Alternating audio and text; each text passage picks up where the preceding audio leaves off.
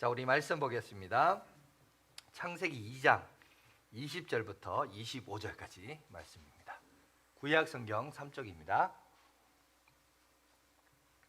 창세기 2장 20절로 25절까지 말씀을 제가 봉독해 드리도록 하겠습니다.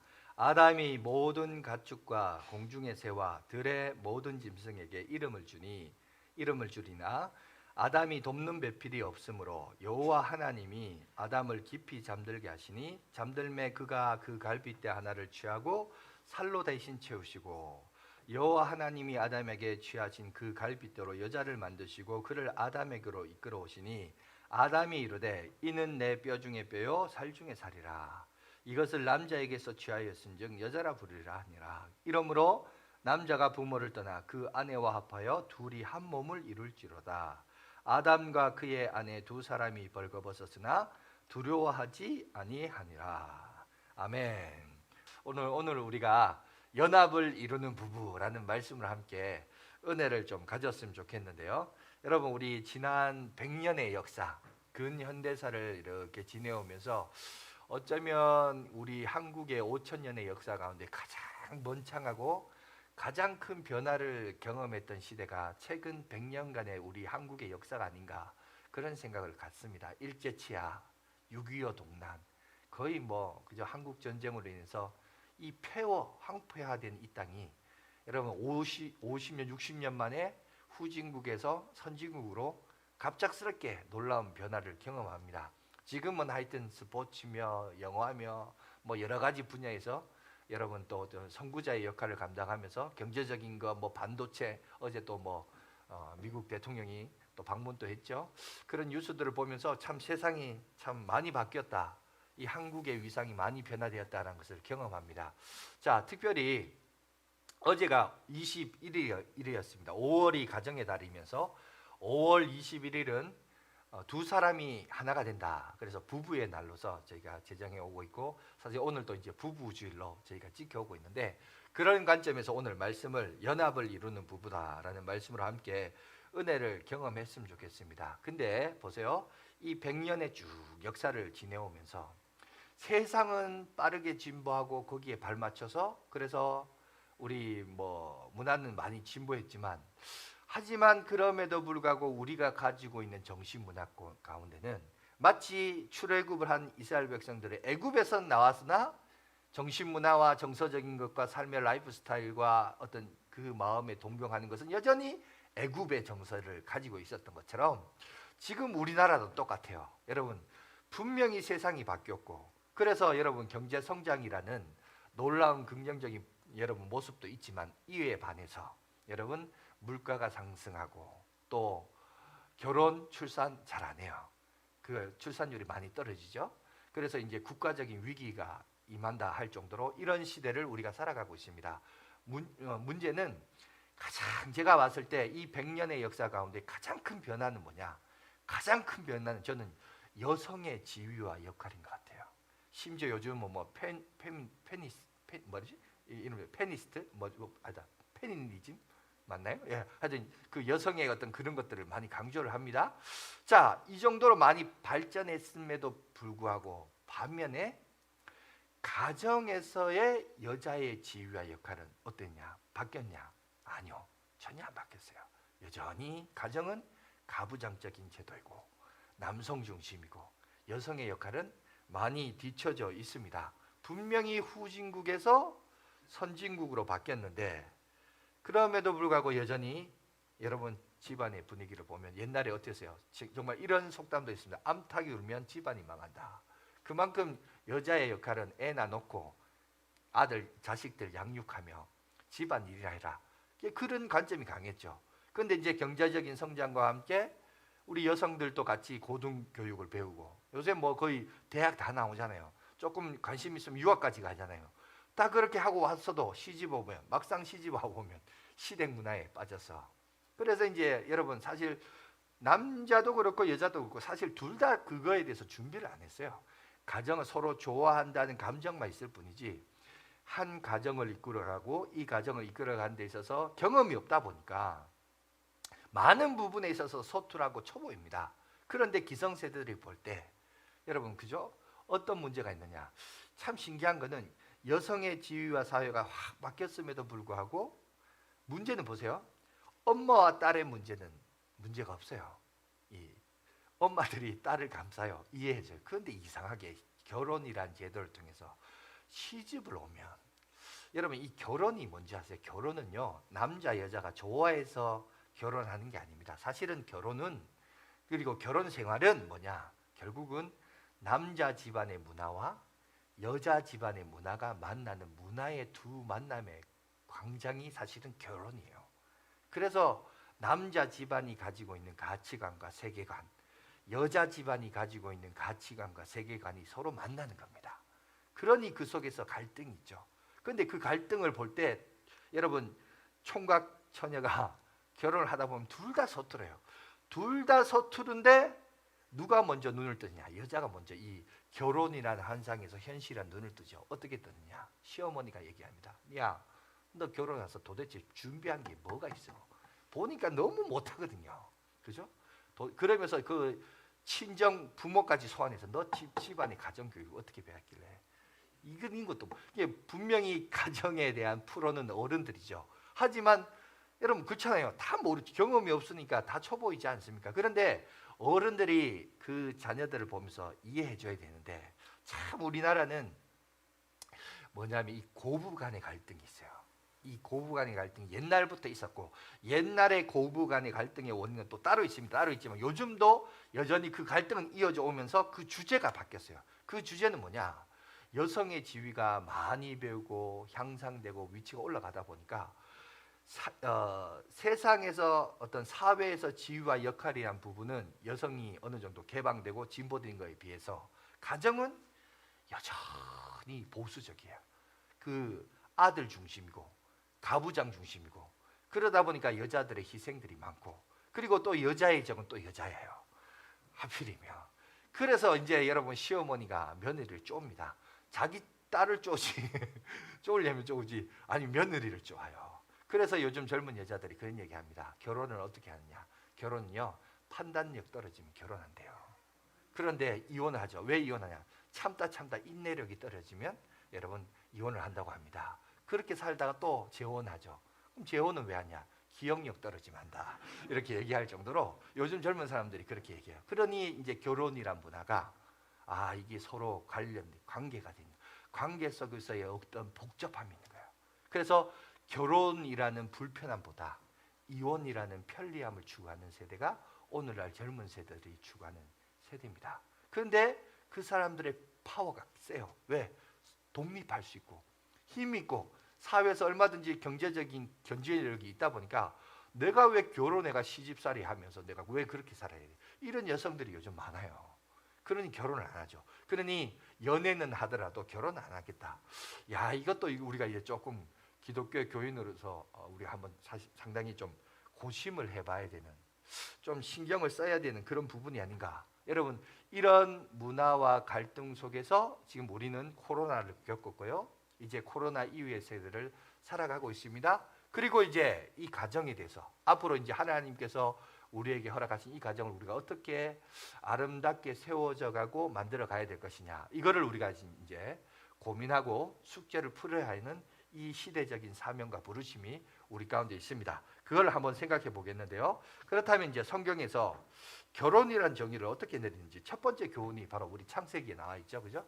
24절, 2장 24절을 보니까 이러므로 남자가 부모를 떠나 그의 아내와 합하여 둘이 한 몸을 이룰지로다. 여기 보면 떠난다라는 표현이 있습니다. 남자가 부모로부터 떠나요. 이거는 하나님도 아셨던 것 같아요. 이 우리나라뿐만 아니라 세상 모든 가정이 남성 중심이라는 걸 알았기 때문에 여자가 부모를 떠나는 게 아니라 남자가 부모를 떠난다. 오늘 성경 분명히 얘기합니다. 이것은 물리적인 신체적인 분리를 얘기하는 게 아니에요. 이거는 정서적인 것을 말해요. 평소에 부모를 의지하고 부모를 기대고 살았지만 이제는 부모로부터 떠나라는 거죠. 정서적인 것과 모든 것을 떠나서 이제 그의 아내와 한 몸을 이루면서 영적인 호주이신 하나님을 섬기며 그분과 함께 더불어 살아가는 것이 결혼이란 제도를 오늘 우리에게 분명하게 얘기하고 있습니다. 여러분, 그러면서 여러분 서로를 의지하며 부부가 서로를 의지하며 서로 의미 있는 존재로서 사랑으로 시작하여 의미 있는 존재로서 서로 기대고 살아가라. 이것을 25절에 뭐라고 얘기했냐? 25절 저기 나오죠? 이렇게 얘기합니다. 아담과 그의 아내 두 사람이 벌거벗었으나 부끄러워하지 아니하니라. 여러분 여기서 말하는 벌거벗었으나 부끄러워하지 아니하니라 라는 말이 무슨 말이냐면 단순히 육체적인 누드를 말하는 게 아니에요. 물론 그런 표현도 있습니다. 그러나 중의적인 표현, 또 다른 의미가 있습니다. 이것은 누드가 아니라 정서적인 무드를 말하는 거예요. 둘이가 이제 서로 부끄럽지 아니하는 관계, 서로 모든 것을 보여줄 수 있는 관계, 그죠? 모든 것을 공유하고 공감할 수 있는 관계. 여러분 온전한 인간은 한 남자와 한 여자가 모든 것을 공유하고 정서적으로 나눌 수 있는 그 관계에서부터 참된 인간다움이 시작된다. 이게 결혼이라는 제도를 하나님께서 허락하시면서 그 목적을 우리에게 부여하신 것입니다. 믿습니까? 이 원리에서부터 이제 인간다움이 시작된다는 거예요. 인간의 참 인간다움은 결혼이라는 제도를 통해서, 그죠? 그래서 그 속에서 하나님께서 우리 인간을 향하신, 우리 나를 향하신 하나님의 계획과 목적들이 있더라. 이걸 바라보며 나가라. 이렇게 얘기합니다. 그것이 이제 부부 관계의 그 시작임을 우리에게 알려주고 있는데, 우리도 마찬가지죠. 이 세상에서 보시면 어떻게 부부의 관계가 시작됩니까? 서로 사랑하니까 부부가 이제 시작이 되죠. 그리고 이 사랑이 우리를 영원히 행복해 줄 것이라 생각하고 이제 여러분 결혼을 합니다. 그런데 여러분 살아보십시오. 우리 살아보신 분들은 알 겁니다. 순간적인 만족이 있어도 영원히 행복하다? 아니요. 행복하지 않더라. 그죠? 그런데 그렇다고 그럼 내가 뭐 배우자를 미워했냐, 싫어했냐, 마음이 변했냐? 아니죠. 세상 사람들은 이렇게 얘기합니다. 사랑이 뭐냐? 사랑은 세상에서는 그런 얘기하는 것 같아요. 진심과 열정. 내가 그 사람을 향하여 진심이 있고 열정을 있으면 그게 이제 사랑이라고 합니다. 그러면 이제 행복하지 않다는 게, 그럼 내가 진심이 변했느냐, 변심했느냐? 아니죠. 변하지도 않았어요. 내가 내 상대방을, 배우자를 미워하냐? 미워하지도 않아요. 그런데 왜 만족이 없을까? 열정이 식었냐? 열정은 식을 수 있습니다. 왜? 살다 보면 이 생활이라고 하는 것이 다른 데 묶여 있고 또 가장으로서 역할을 하다 보면 좀 열정이 식을 수 있어요. 그러나 그 어떤 표현 방식에 있어서의 감정은 식었다 할지라도 그 가정과 배우자를 향한 책임과 여러분 그 어떤 책임과 의무는 내가 다 하기 때문에, 그렇기 때문에 그렇게 또 열정이 식었다라고도 볼 수 없습니다. 그러면 우리가 이제 한번 생각해봐요. 성경에서 말하는 사랑의 정의가 뭔가? 세상은 그것이 진심과 열정이 사랑이다라고 얘기하지만 세상에서 말하는 사랑의 개념은 뭔가? 이걸 우리가 성경 속에서 그 답을 찾아야 되는데, 그 답이 어디 있냐? 고린도전서 13장 1절부터 10절까지 되어 있습니다. 그런데 거기 보면 놀랍게도 1절부터 3절을 보시면 사랑은 무엇이다라고 정의를 내려야 되는데 참 아니나 다를까 1절부터 3절까지는 사랑은 이것은 아니다라고 먼저 정의를 세 가지를 소개하고 있어요. 이 세 가지는 사랑이 아니다. 그런데 오늘날 많은 사람들은 이 세 가지가 사랑이다라고 얘기해요. 자, 그게 뭐냐 한번 볼까요? 1절부터 한번 보겠습니다. 1절부터 보시면, 자, 내가 사람의 방언과 천사의 말을 할지라도 사랑이 없으면, 여기서 첫 번째 뭐냐? 뭐가 사랑이냐? 사람은 천사의 말을 한대요. 격려하고 위로하고 따뜻한 말, 힘이 되어주고 이런 말 하면 그게 사랑이다. 근데 성경은 뭐라고요? 그거 사랑 아니다. 천사의 말 잘한 달콤한 말 한다고 사랑이냐? 아니다. 그죠? 그건 사랑 아니다. 두 번째 2절 보세요. 또 뭐도 아니래요. 내가 예언하는 능력이 있어 모든 비밀과 모든 지식을 알고 또 산을 옮길 만한 모든 믿음이 있으죠. 산을 옮길 만한 모든 믿음, 모든 능력, 이거 사랑이다. 내가 남지않은 능력 아니에요. 그죠? 뭐 비싼 다이아, 화려한 차, 뭐죠? 집. 자, 이게 사랑 아니냐? 성경은 말합니다. 그거 사랑 아니다. 성경 그것도 사랑 아니라고 해요. 그럼 세 번째 뭐냐? 3절 보세요. 내가 내게 있는 모든 것으로 구제하고 또 내 몸을 불사르게 내줄지라.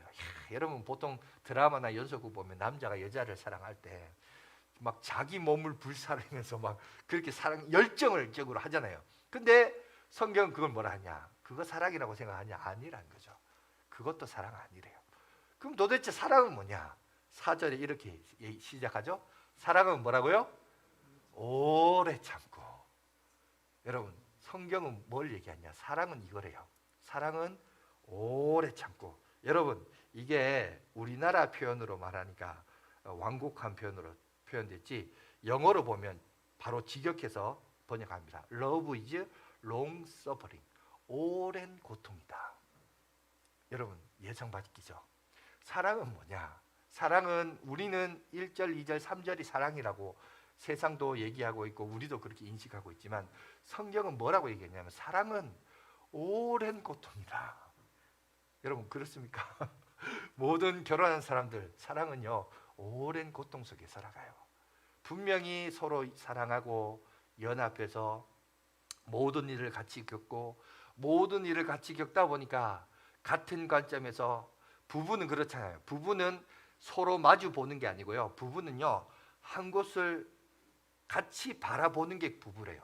그런데 여러분, 같은 문제와 어려움을 겪는데 그걸 바라보는 것이 한 곳을 같이 바라보는 게 아니라 서로 마주 보고 있더라.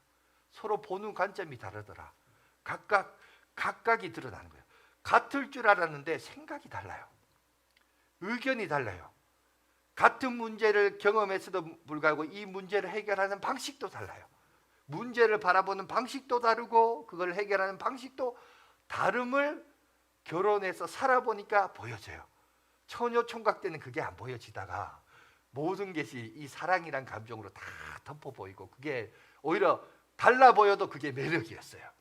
매력이었는데 막상 이 감정도 어느 정도 식고 함께 살아보니 이게 문제를 바라보는 관점이 다르네요. 아까 말했듯이 두 문화의 만남이에요.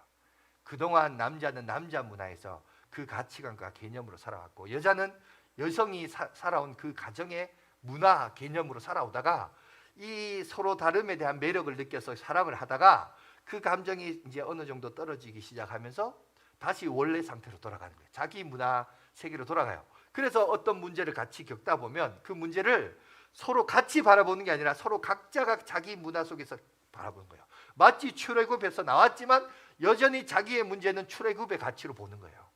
새로운 관점이 아니라 이거를 이제 경험하기 시작합니다. 거기서 이제 갈등이 빚죠. 당신은 왜 그러냐?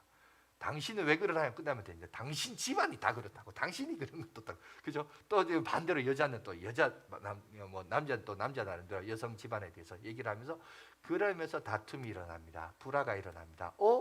서로 각자가 다르네. 다른 관점으로 우리가 바라보고 있네. 이거를 우리가 사실은 경험하게 되죠. 그런데 여러분, 오늘 성경은 얘기합니다. 그래서 뭘 하냐? 사랑은 고통이다라고 얘기해요. 이제 살아보면 서로 다름을 경험하기 때문에 고통이다. 그것뿐만이 아니죠. 여기 보니까 성경을 보니까 무례히 행치 않고 이기적이지 않고 믿고 바라고 견딘다. 여러분, 이렇게까지 얘기하고 있는 것을 보게 됩니다. 뭡니까? 이 뭘 얘기하냐면 막상 서로 사랑해서 그 사랑이 영원할 줄 알았는데 살아보니까 서로 다름이 일어나고 서로 다름이 일어나면서 여러분 어떻게 되냐? 결국 이런 과정을 통해서 경험되어진 것을 뭘 배우냐면 내가 여러분 그래도 그 가정이 유지되고 나가기 위해서는 어떻게 될까요? 남자든 여자든 뭘 하나를 배웁니다. 똑똑한 사람이 지혜로워서 뭘 하나 배우죠. 뭘 배우냐? 지는 법을 배우는 거야. 지는 법. 내 거를 자꾸 주장하면 반대쪽도 내 거를 주장. 그러면 계속 다투게 돼요. 그런데 이것을 같이 함께 만들어가기 위해서 어떻게 했냐? 똑똑한 사람이 지혜로운 사람이 뭐 하냐? 이제 지는 것을 배우는 거예요. 여러분, 지는 게 결국 그게 사랑이라고 얘기해요. 지는 게 지혜고 지는 게 인내고 여러분 지는 것이 용기다라고 여러분 그것을 우리가 인생을 통해서 오늘 우리에게 말씀하고 있습니다. 하나님이 왜 신앙생활이라고 하는 과정 속에 부부라는 제도, 결혼이라는 제도, 그래서 가정이라는 것을 만드셨느냐? 이것은 오늘 하나님께서 우리에게 이렇게 얘기합니다. 부부가 노래를 부릅니다. 부부가 노래를 부를 때 똑같은 음과 똑같은 노래로 부르는 재창이 아니에요. 하나님이 노래를 부를 때 어떻게 부르냐면 듀엣으로 부르라고요. 듀엣으로 부른다는 게 뭔지 아세요? 똑같은 노래를 부르지만 음이 달라요. 음이 서로 다른 음을 내면서 하나의 조화를 이룹니다. 목소리가 음이 서로 다른데 이게 불편한 게 아니라 그 음이 풍성해져서 하나의 조화를 이뤄서 아름답게 노래를 부릅니다. 여러분, 아무리 노래를 잘 불러도 혼자 부르면요 화음을 낼 수 없어요. 화음을 내려면 둘 이상이 각자 자기 목소리로 자기 음을 내어서 서로 조화를 이루어서 그 노래가 풍성해지도록 하는 것이 화음을 이루는 노래입니다. 하나님이 결혼이란 제도를 왜 만드셨느냐? 바로 너의 너다움, 각자 자기의 음과 색깔을 같은 노래, 같은 일을 경험하는데 그것을 해결하는 방식에 있어서는 마치 화음을 이루어서 풍성하게 그것이 이루어지고 아름답게 노래지도록 하나님께서 우리를 부르셨다는 거예요. 이게 신앙의 원리고, 이게 부부의 원리고, 이게 하나님께서 우리에게 보여주신 겁니다. 그러니까 서로 다름이란 것은 여러분 그건 정상인 거예요. 그죠? 20, 30년간 서로 다른 문화권, 가정 문화권에서 태어났는데 서로 당연히 다르죠. 처음에는 사랑하니까, 그죠? 그 감정에 의해서 이것이 잘 안 보여지다가 오히려 그게 매력으로 느껴지다가 이제 이 감정이 어느 정도 식고 똑같은 것을 어려움을 경험하다 보면 진지해지다 보면 여러분 그 문제를 바라보는 여러분 사람이 있던 감정이 이제 같이 올라오죠. 격한 감정이 올라오죠. 그러면서 이제 다툼이 일어났는데 문제는 보니까 거기서 각각이 일어나더라. 같을 줄 알았는데 같이 생각할 줄 알았는데 다른 생각을 품고 있고 해결 방안도 서로 다르게 생각하더라. 거기 속에서 이제 불화와 다툼 속에서 서로 지는 법을 배우고 그래서 아름다운 조화를 통해서 하모니를 이뤄서 하나님께서 이 가정을 통해서 그 더 큰 풍성한 은혜를 허락하신 것이 오늘 여러분 이 가정을 통해서 보여주시는 메시지라는 것입니다. 그런데 문제는 오늘날 우리가 살고 있는 이 시대는 사람이요 신기한 게 관계가 무너진 세상이에요. 서로 관계가 연결되어진 존재여야 되는데 오늘날 우리가 사는 이 사회는 아까도 얘기했지만 결혼의 불편함보다 이혼의 편리함을 추구합니다. 이거 복잡하게 이렇게 살지 말고 그냥 깔끔하게 헤어져. 그죠? 서로 책임도 안 지고 깔끔하죠. 그런데 그게 맞느냐는 거죠. 하나님은 성경은 그렇게 얘기하지 않아요. 관계의 단절. 심지어 여러분 이것 때문에 1인 가구가 많아지고 그로 인해서 지금 대한민국은 앞으로 내일의 대한민국은 국가적인 위기에 지금 놓여져 있습니다. 너무 지금 뭐 결혼도 안 하려고 그러고 결혼한 가정도 이혼을 하고 1인 가구라는 말이 흔하게 그죠? 나오기 시작하면서 내일의 대한민국이 위태로운 그런 상황 속에 있습니다. 그런데 여러분 우리가 성경에서 하나님이 이 원리를 결혼이라는 원리를 제도를 하시고 만드셨기 때문에 그 원리에서 우리가 그 참된 의미와 뜻을 좀 찾아야 되는데 창세기 여러분 2장 18절을 한번 봐주세요. 여호와 하나님이 이르시되 사람이 혼자 사는 것이 좋지 아니하니 내가 그를 위하여 돕는 배필을 지으리라 하시니라. 오늘 창조 사역에 대해서 얘기하면서 하나님이 다 모든 것을 만드시고 보시기에 좋았다. 그런데 유일하게 단 하나 보시기에 좋지 불편한 게 있었대요. 그게 뭐냐? 사람이 혼자 사는 것이 좋지 아니했다. 성경은 혼자 사는 것을 하나님은 사람이 혼자 있는 것을 좋아하지 않아요. 그래서 결혼이란 제도를 만드셨습니다. 여러분 결혼, 가정 누가 만들었냐? 하나님이 만들었어요. 여러분 하나님이 만드셨다는 것은 하나님이 만든 것은 좋은 것일까요? 나쁜 것일까요? 좋은 거예요. 그죠?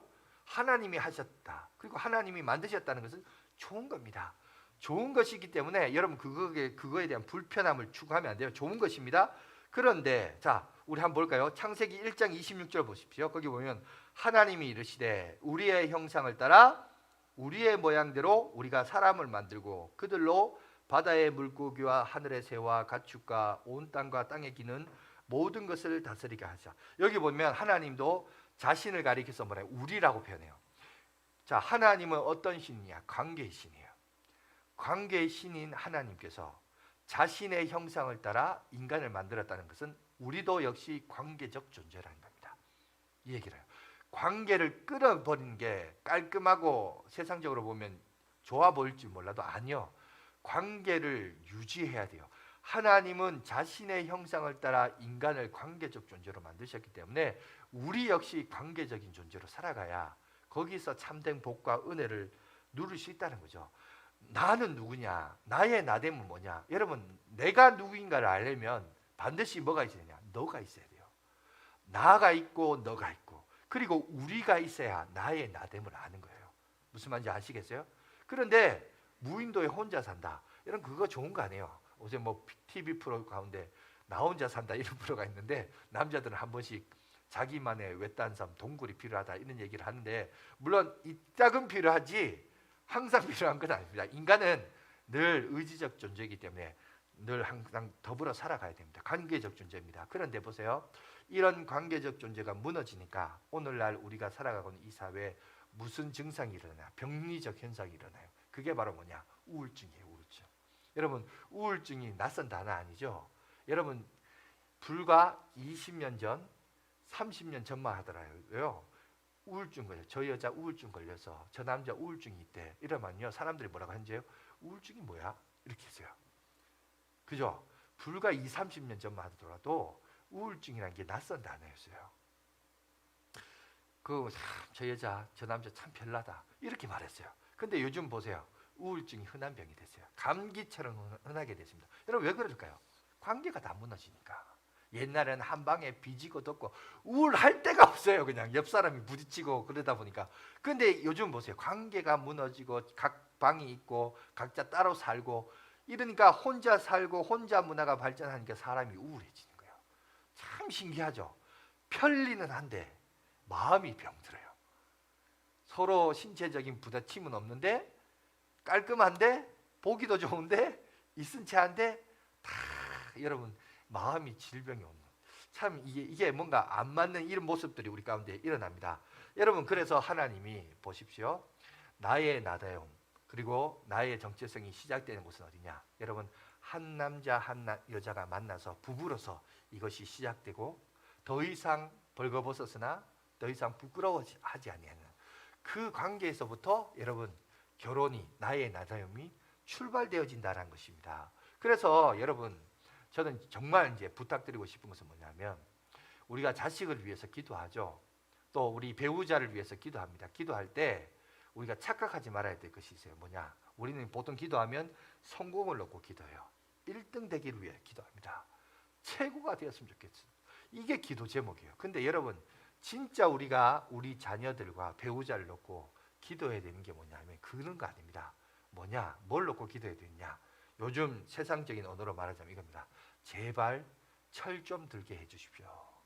여러분 우리가 진짜 기도해야 될 것은 그거예요. 철든 사람이 그죠? 먼저 고개를 숙입니다. 철든 사람이 어른이에요.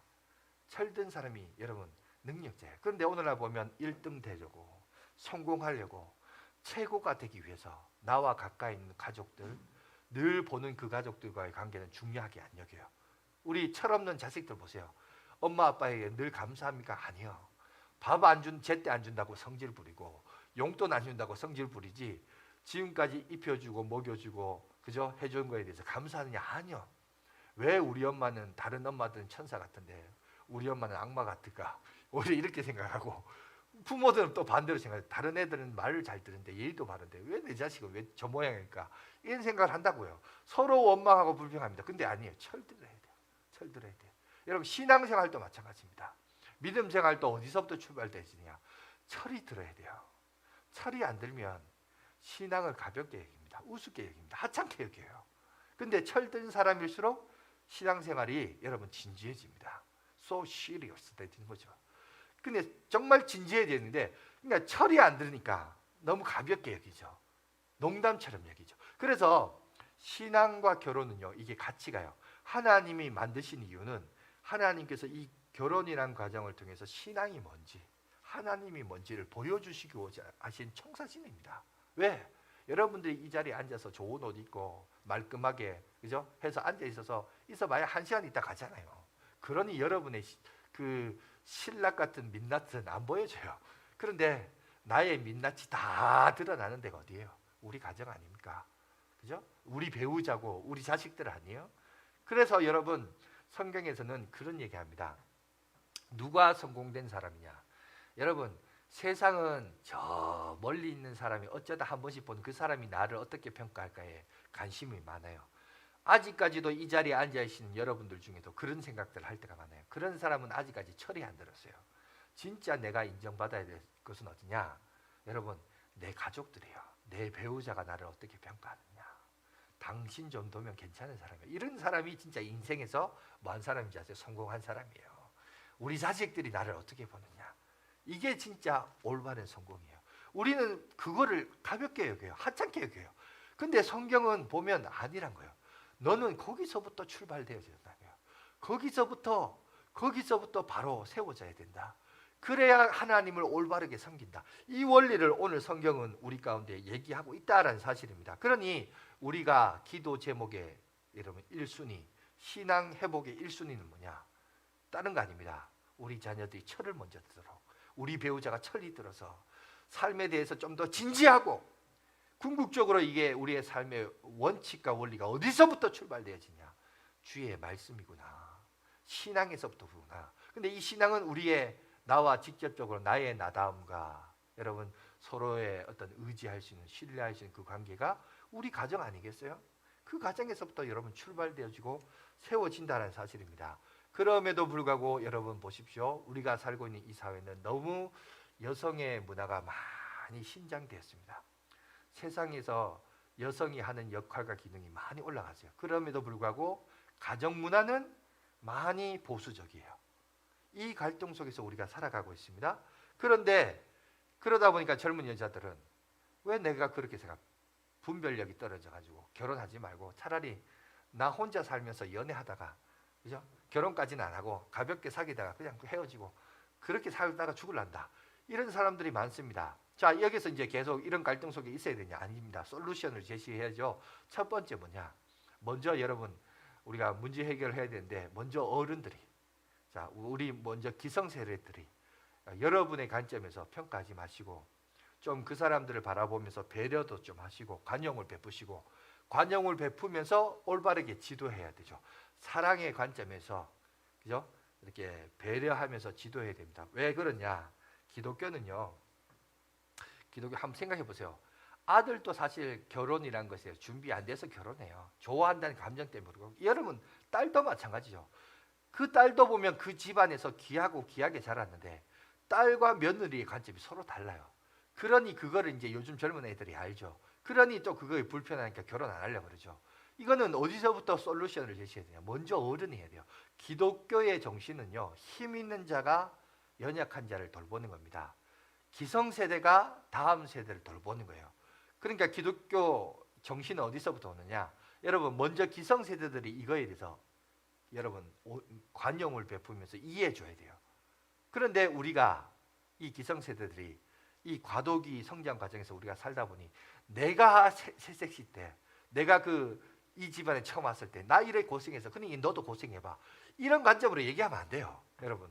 그러면 이제 솔루션이 안 나옵니다. 이러면 서로 이제 각자 자기 입장에서 먼저 어른인 사람이 고개를 숙이고 어른인 사람이 여러분 이해해주면서 가야 이게 문제가 풀려지지, 그냥 그렇지 않고 막 고지식하게 가정교육을 어떻게 했냐부터 그렇게 하지 마시고 사랑이라는 관점에서 하나하나씩 지도하면서 사랑을 바탕으로 가르치면 돼요. 근데 여러분 예수 믿고 신앙생활해도 여전히 자기가 당한 만큼 갚는다고, 참 이상해요. 여자에 적은 여자다. 나는 이런 말이 왜 나왔을까 보니까 거기가 가장 많이 드러나는 게 고부간의 갈등에서 나타나요. 근데 이런 부분 여러분 예비 시어머니 되시는 분들 또 시어머니 되신 분들도 여러분 이해해 주십시오. 여러분 먼저 어른이 이해해주고 사랑으로 관점으로 다가가야 돼요. 그러면서 잘 지도하고 이끌어야 되는 부분이 있습니다. 두 번째는 뭐냐? 여러분 부모로부터, 여러분 특히 남자예요.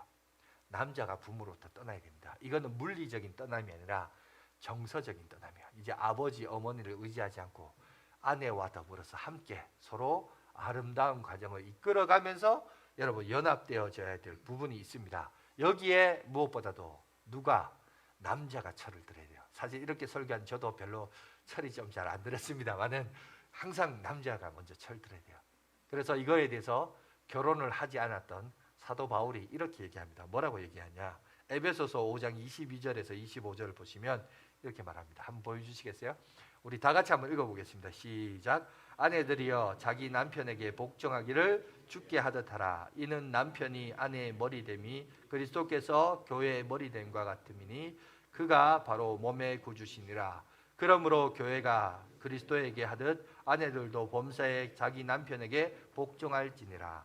남편들아 아내 사랑하기를 그리스도께서 교회를 사랑하시고 그 교회를 위하여 자신을 주심같이 하라.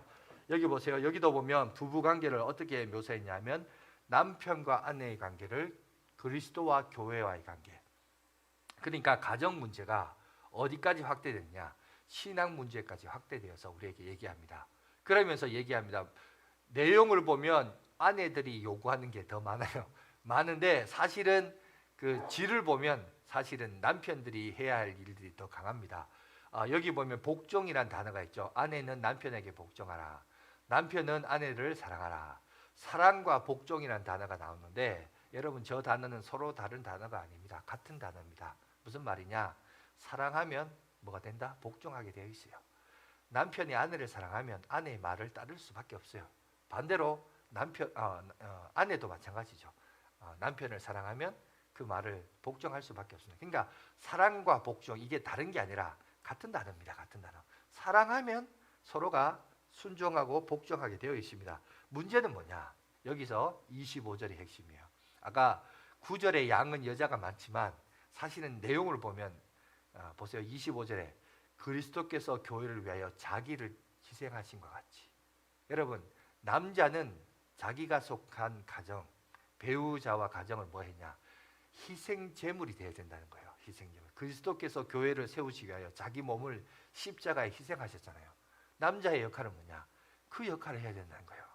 내 배우자를 위하여. 뭔가 내 똑같은 걸 경험하지만 서로 다른 관점과 갈등 속에서 내가 뭐냐? 내가 희생 제물이 되어서, 그죠? 그렇게 내 가정을 세워가야 된다. 그래서 사랑은 오래 참고다. 서퍼링이다. 롱 서퍼링. 오랜 고통이다. 이게 성경에서 말하는 사랑의 정의입니다. 그저 감정과 열정과 진심만 있으면 그게 사랑이 아니냐라고 얘기하지만 아니란 거죠. 진짜 사랑은 뭐냐? 진짜 사랑은 내 것을 내어주면서 자기 희생까지 가야, 아니 최소한 인류와 이 대한민국의 남북의 분단에 대한 여러분 아픔과 세계 평화를 위하여 여러분 자기가 희생한 거는 너무 붕뜬 이야기잖아요. 하다못해 구체적으로 내가 내 가정을 위하여 남자가 자기 몸을 희생하는 거, 이거 정도는 여러분 할 수 있는 거 아니에요? 그죠? 남편으로서. 아내도 마찬가지죠. 자기 남편을 사랑함이 그 정도는 할 수 있는 거 아니에요? 그러니까 여기서 신앙의 원리가 나온 거예요. 신앙의 원리는 뭐냐? 저 멀리 있는 뭐 민족과 세계 평화 이런 거창한 추상적이고 책임성 없는 그냥 막연한 그런 기도를 하나님이 요구한 게 아니라 너의 신앙생활은 너의 민낯이 다 드러나 보이는 너의 삶의 현장, 무엇보다 그 가정, 거기서부터 똑바로 출발하라는 거예요. 거기서부터 남자는 남자됨으로, 아내는 아내됨으로 먼저 그 가정이 여러분 하나님이 내주하시고 임재하시는 거룩한 성전이 되도록 먼저 세워자라는 거예요. 이것이 부부의 개념이고 이것이 신앙의 원리의 개념으로 오늘 우리 가운데 설명되어지고 있다는 사실입니다. 그러나 오늘날 너무나 허탄하고 망령된 신화들이 많아요. 전에도 늘 얘기하지만 이 세상이 악한 세상인데 왜 악하냐? 공포와 협박을 해서 악한 게 아니라 이 세상이 악한 것은 속고 속이는 세상, 잘못된 것을 제시하면서 이게 참이라고 주장하니까 사람들이 다 속아요. 열정만 있으며 내 진심만 있으면 내 사랑이 아니냐? 아니요, 그거는 사랑이 아니에요. 그런 성경이 제시하신 사랑은 오래 참고요. 오랜 고통에서도 내가 자기를 희생하면서 내 가정에서 이렇게 세워져 가는 거, 이게 진짜 사랑이란 겁니다. 여러분 허탄하고 망령된 신화, 이 세상 드라마 연속극에서 나오는 그런 사랑 다 거짓입니다. 그거 아니고 진짜 사랑은 성경이 말하는 거예요. 그러니까 우리가 속고 속이는 세상에서, 이 악한 세상에서 악한 관점으로만 보지 마시고 깨어 있어서 성경이 참된 것을 말하는데 무엇이 진짜냐, 무엇이 참됨이냐, 무엇이 성도다움이냐, 이걸 여러분 잘 분별하셔서 여러분 지혜를 가지고 먼저 우리 가정을 돌아보십시오. 신앙생활 잘한다? 여러분 큰 업적과 남들에게 내세울 거 있는 거 그거 다 가짜예요. 성경은 그걸 보라고 얘기하잖아요. 너의 가정부터 보라는 거예요. 너의 가까운 사람을부터 보라요. 그 가까운 사람과의 관계 회복이 더 중요하다. 의미 있는 관계적 존재. 그것부터 잘해라는 거예요. 그것부터. 뭔 세계 평화 따지고 무슨 뭐 우크라이나와 러시아의 전쟁을 종식시켜 그런 거기도 하지 말고 그거 여러분 한번 솔직히 한번 생각해 봅시다. 러시아와 우크라이나가 전쟁이 종식이 돼요. 남북이 통일돼요. 여러분 스스로 주장하시죠. 내 기도 덕분에 이게 응답받았다. 여러분 그렇게 말할 수 있어요? 여러분이 그렇게 기도해도 여러분 까먹어요. 왜? 나와 사실 거리가 멀거든요. 나와 가까운 건 뭐예요? 내 가족 아니에요? 내 가족 문제. 나와 같은 한 방에서 한 지붕 아래서 생활하는 그게 문제 아니에요. 그러니까 성경은 실제적인 걸 보라는데 사람은 자꾸 이래 허황된 가치를 주장해요. 그러지 말고 너의 가정부터 보라는 거예요. 부부 관계부터 보고 너의 가족 관계부터 그것부터 바로 세워라. 그게 하나님이 요구하는 거예요. 무슨 세계 평화라든지 뜬구름 잡는 얘기 그만하고 여러분 우리 기독교도 이 코로나 이후에 정말 이제 우리가 실제에 눈을 떠야 돼요. 너무 물론 어느 정도 뭐 윤석열까지 뭐 어떤 대통령 수준까지 오르면 이제 남북 문제까지 책임을 져야 되겠지만 우리가 다 남북 문제를 책임질 이유는 없어요. 그죠? 우리가 해야 할 역할은 내 주변을 돌아보면서, 그죠? 작게는 부부, 크게는 우리 교회까지, 교회 서로 이제 관계를 맺으면서 지속적으로 얼굴을 보고 대하니까 이 관계에서 먼저 우리가 올바른 관계를 유지해야 됩니다. 하나님은 우리의 모양과 우리의 형상을 따라 인간을 만들자 그랬어요. 관계적인 신이 우리를 관계적 존재로 세우셨습니다. 그러니 우리도 관계적인 존재예요. 나의 나다움은 결국은 너가 있어야 내가 되고 우리가 있어야 내가 되는 겁니다. 그런데 그 관계 속에서 여러분들이 그 관계에 끈끈함이 있어야 되는데 그 끈끈함이 잘 되어져 있는지 그렇지 못한지 여러분 먼저 돌아보시고 그걸 돌아보고 바로 세워지는 것이 하나님이 뭐라 하냐. 그게 너 신앙생활 잘하는 거야. 그게 믿음 생활 잘하는 거야. 지금 하나님이 우리에게 그 얘기를 하고 있는 겁니다. 이해가 되시죠? 이 말이 뭔지 알겠죠? 오늘 부부의 주일을 맞이하면서 먼저 우리의 가정, 우리의 부부 관계를 한번 보시고 여러분 그 관계를 돈독하게 세우시고 올바르게 세우셔서 하나님께서 이 시대에 우리에게 요구하신 것 준비된 예배자로서 올바르게 서가는 저와 여러분들이 되시길 간절히 바라겠습니다. 기도하겠습니다.